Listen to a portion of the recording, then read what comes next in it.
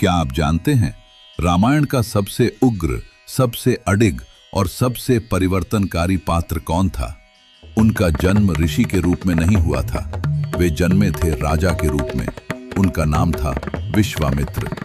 तलवार उनके हाथों में थी, सेना उनके पीछे और अहंकार उनके भीतर। उन्हें विश्वास था कि शक्ति का अर्थ सत्ता है और सत्ता का अर्थ अधिकार। पर एक दिन एक ब्राह्मण की तपस्या ने एक राजा के गर्व को चूर चूर कर दिया। घने वन के बीच एक शांत आश्रम था, न शोर न शस्त्र। वहां तपस्या में लीन थे ऋषि वशिष्ठ। राजा विश्वामित्र अपने वैभव के साथ वहां पहुंचे और तभी उनकी दृष्टि पड़ी कामधेनु पर। राजा बोले, ये गाय मुझे दे दीजिए। वशिष्ठ ने शांत स्वर में कहा, राजन, ये बल से नहीं तप से प्राप्त होती है। राजा हंसे, सेना को आदेश दिया, पर अगले ही क्षण धरती कांप उठी, आकाश गरज उठा।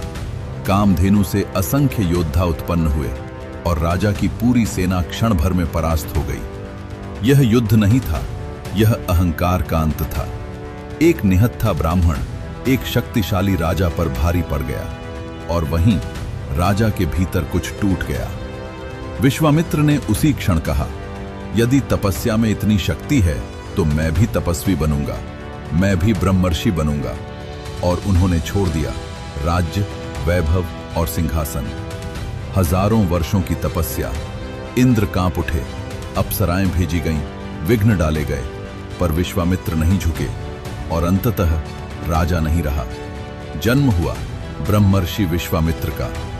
यही विश्वामित्र थे जो राम को लेने आए, यज्ञ की रक्षा के लिए नहीं, धर्म को जगाने के लिए। उन्होंने राम को शस्त्र नहीं दिए, उन्होंने राम को भाग्य दिया।